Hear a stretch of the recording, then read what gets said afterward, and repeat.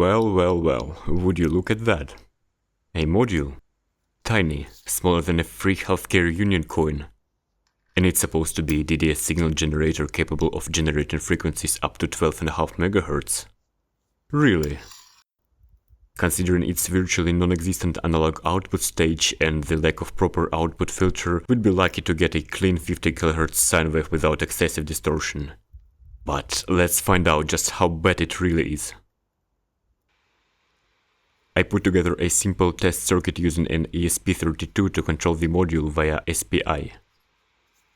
The code isn't anything spectacular either. By sending characters via serial, I can set the generated waveform type and its frequency. Let's take a look at what we get at the output. That can't be. At 1 MHz, this sine wave is almost perfect. Even at 2 MHz, it's still completely usable. Let's try the other waveforms.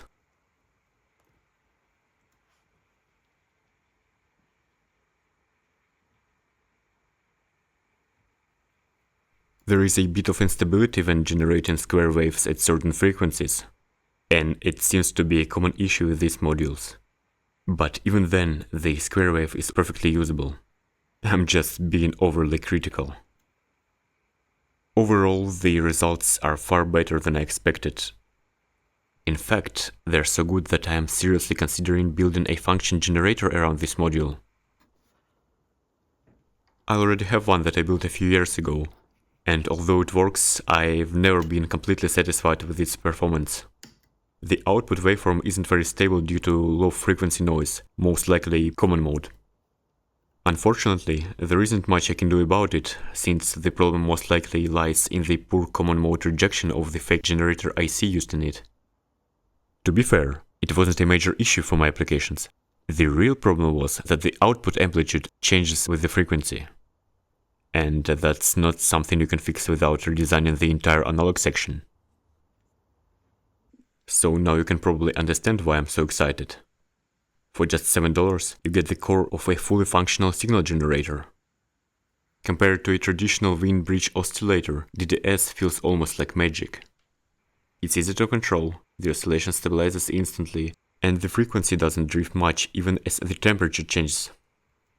Even if the distortion is slightly higher, it's a small price to pay considering all the advantages. Of course, there is still a lot of work to do before we can call it a complete instrument. But before we begin, there is something extremely important you need to see.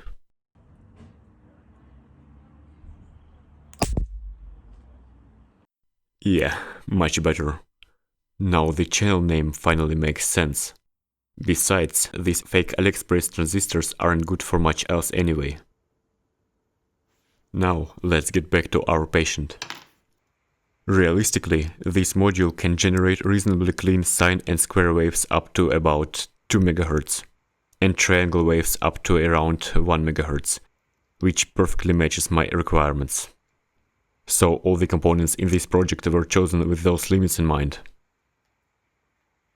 The simplified schematic of the device looks like that.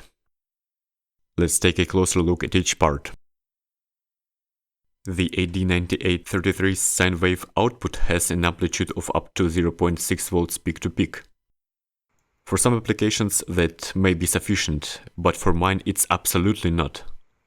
A 6 volt peak to peak output would be much more useful. So here comes the amplifier stage. The best op-amp that I have on hand is the TL081, but I can't really use it in this design due to its limited bandwidth and slew rate.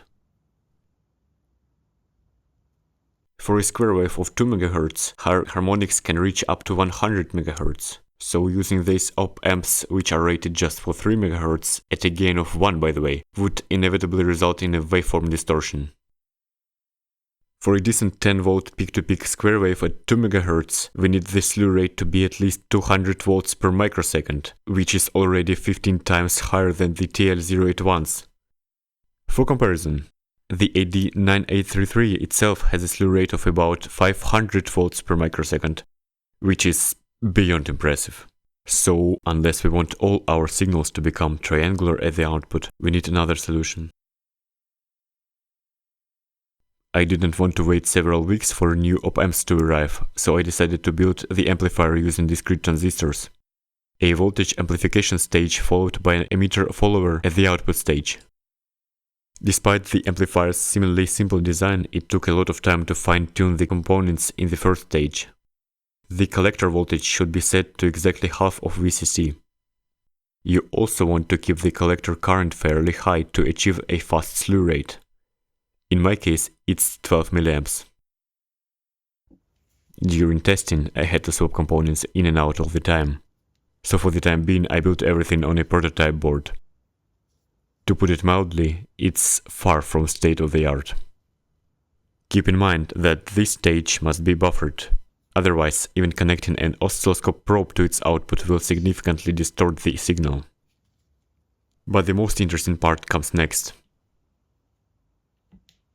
Without an amplifier, at frequencies above about 1.5 MHz, we can observe an amplitude drop caused by the filter capacitor at the output of the module.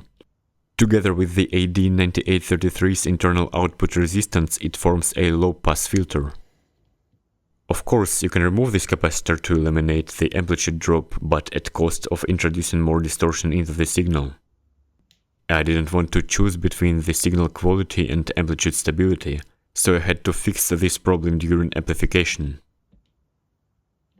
By connecting this capacitor in parallel with the emitter resistor, we can make this stage provide more gain at higher frequencies than at lower ones.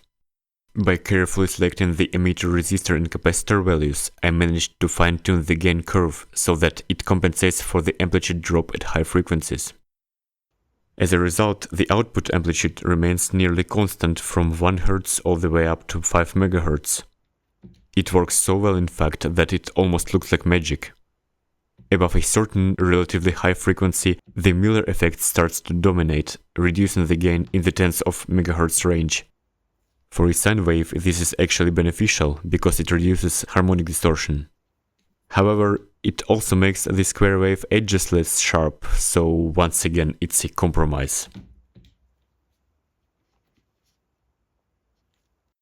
But if you have the opportunity to use a specialized high-frequency op-amp such as AD8066, you should probably build your amplifier based on it. It would be much less hassle and the results would probably be better. My amplifier has a gain of approximately 10, so the output sine wave signal gets up to 6 volts peak-to-peak, which is acceptable. Putting a potentiometer before the amplifier allows us to adjust the output signal amplitude. Unexpectedly, an amplifier needs something to draw current from. So, a power supply. Nothing unusual here. The AC voltage from the transformer is rectified, stabilized by 12 volt and 3.3 volt linear regulators, and then further filtered by 2 banks of output capacitors. As I already mentioned, I used an ESP32 to control the generator. There is no particular reason why this specific microcontroller was chosen, other than the fact that I already had one on hand. But yeah, it's definitely overkill for this purpose. The MCU will send commands to the AD9833 telling it exactly what waveform and frequency to generate, receive input from the user, and display all the necessary information on the screen.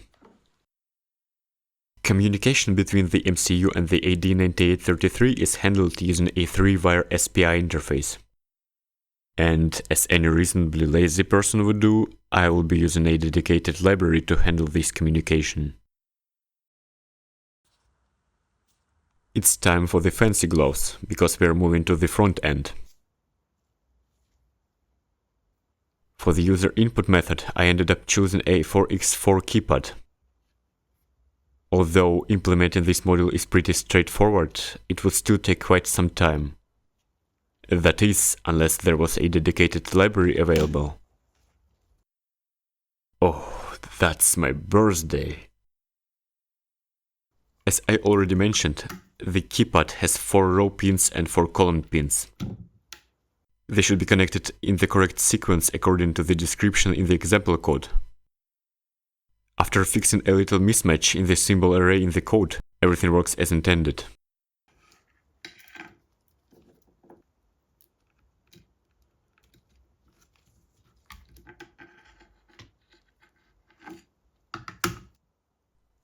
Oh yeah, one more thing. The buttons don't make much sense yet. Let's fix it.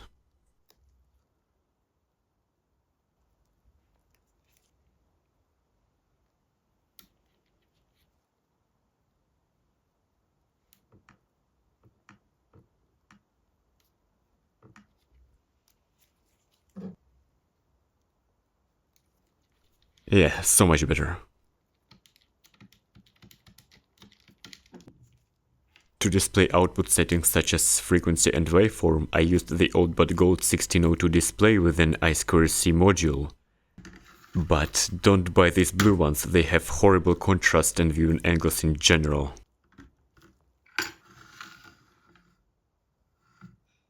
This is the final schematic of my device.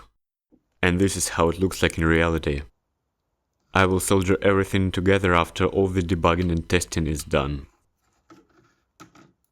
Now let's talk about the user controls in detail. I spent a few days choosing an optimal way to use this device, and this is what I came up with. There are 4 waveform options supported by this chip. These are sine, triangle, square, and square 2, which is the same as the previous one but with 2 times lower frequency. Using this button we can toggle between output waveforms. Setting the frequency will be done by entering the number and pressing one of the 3 buttons: Hertz, kilohertz, and megahertz. They effectively have the same function, the only thing that's different is the multiplier. If I write 60 and then press kilohertz, it has the same effect as if I entered 60,000 and pressed hertz.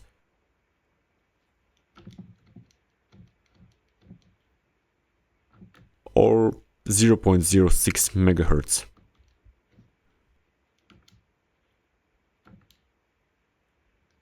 However, the presence of these multipliers allows the user to enter extremely large numbers, if you think about it. This could lead to an overflow. Therefore, if the value entered by the user exceeds 10 million, the frequency will be limited to a maximum of 10 MHz. There is also a clear button that erases the number we wrote.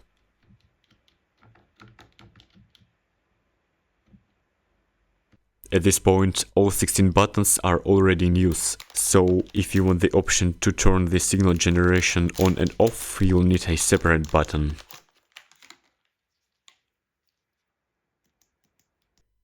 Interestingly, disabling the output on the AD9833 is done by setting the waveform register to 0. So, in a way, the off state is just another waveform as far as the chip is concerned. I will leave the code in the description so you can take a look at it yourself. In general, I would say that I am really satisfied with the controls. Now let's look at the device in action. After all these improvements, here are the generator's maximum output specifications. Sine wave is now usable up to 5 MHz, 6 volts peak to peak. Triangle wave up to 3 MHz, 6 volts peak to peak. Square wave up to 3 MHz, 10 volts peak to peak. For those who are interested, both the rise and fall times are about 25 to 50 nanoseconds. This device obviously pales in comparison to proper laboratory generators, but for its price it's nothing short of amazing. I hope my video was helpful for your own DIY projects. I appreciate you watching this video and see you in the next one.